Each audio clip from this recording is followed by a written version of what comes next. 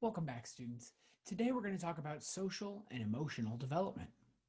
Social and emotional development. In order to understand this, we need to understand the concept of attachment theory.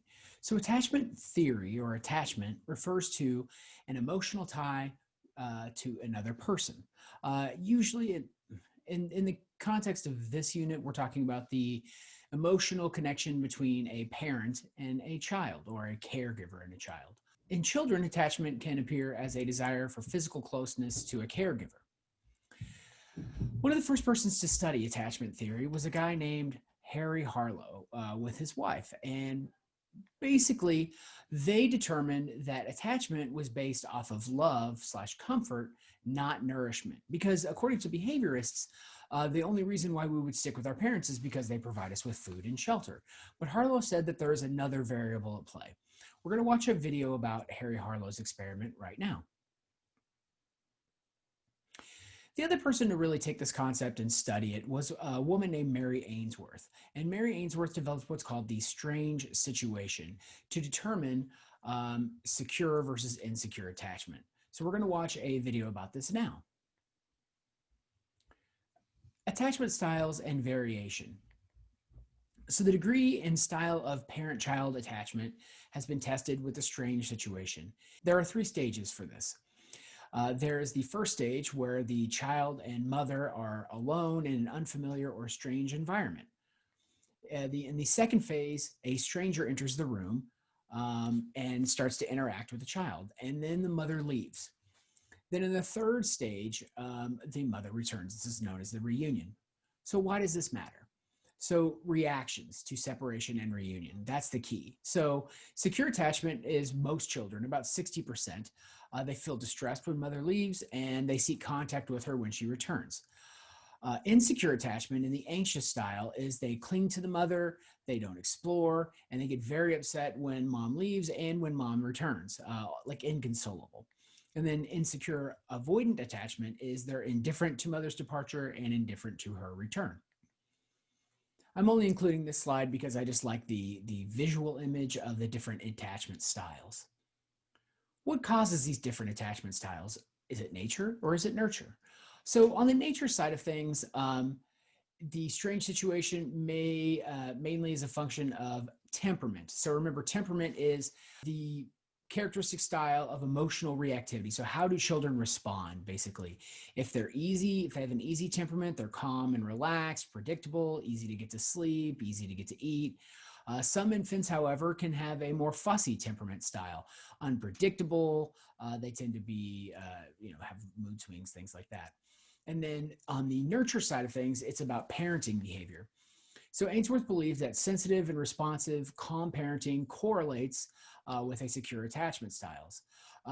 Monkeys with unresponsive or artificial mothers show anxious or insecure attachment. If a parent is trained, they can actually double the rates of secure attachment with a difficult temperament child.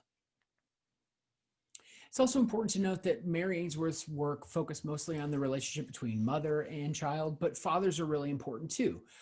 So a strong paternal involvement also can help with the child's health, their overall success, and their well-being later in life. So it's really a team effort, not just one single parent. Deprivation of attachment.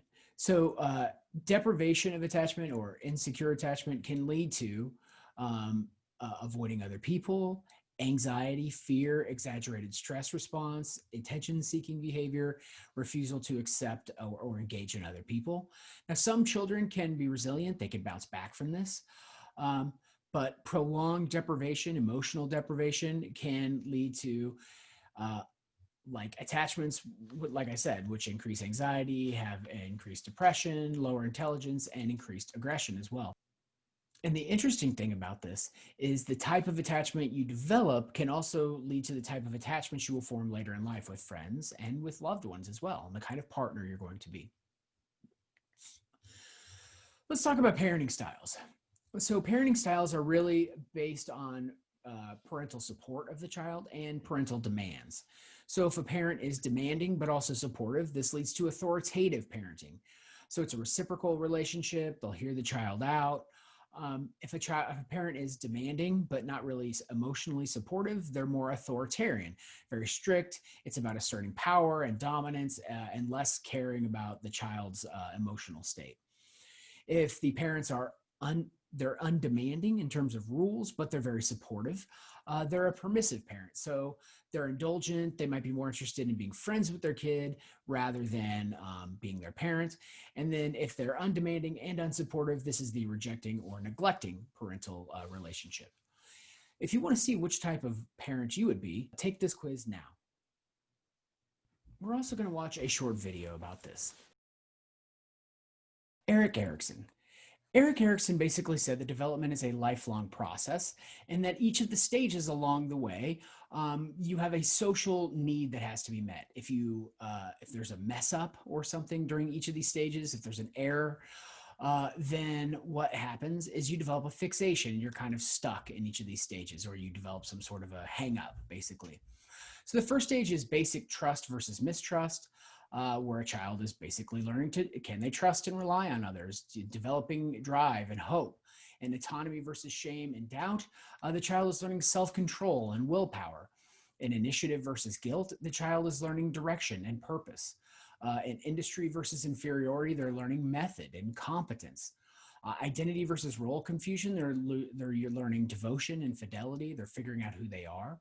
Intimacy versus isolation, they're learning affiliation or belonging. They're learning love. Generativity versus stagnation, that has to do with production and care. And then ego integrity versus despair is wisdom. Which of these we're going to watch a short video about this right now. After watching this video, which stage do you think you're in right now? Do you have any fixations according to Erikson's 8 stages? Tell me now. James Marcia's theory of identity status is the idea that during adolescence, children are in James Marcia's identity status theory basically has to do with the fact that children are trying to figure out who they are in adolescence, and that this is a process. Some achieve that, meaning that they have committed, they're not experiencing any kind of crisis. Or they're not exploring anymore.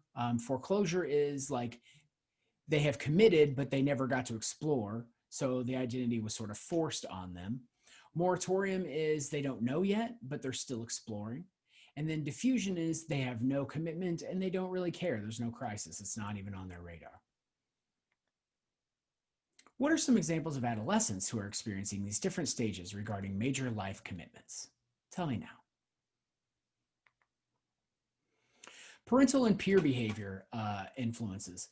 So in parents, like extreme behaviors can influence, can be passed on to adolescents.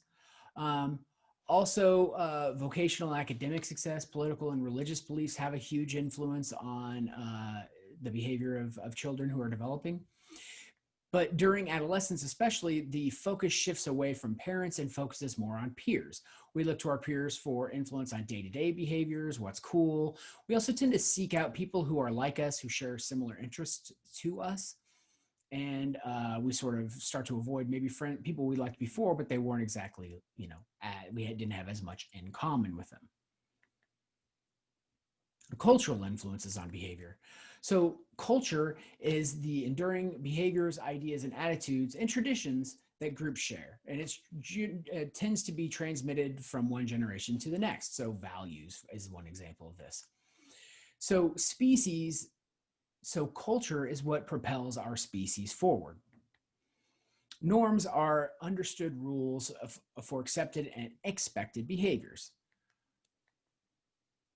So culture informs us on what is acceptable, what's unacceptable, what's, quote, normal.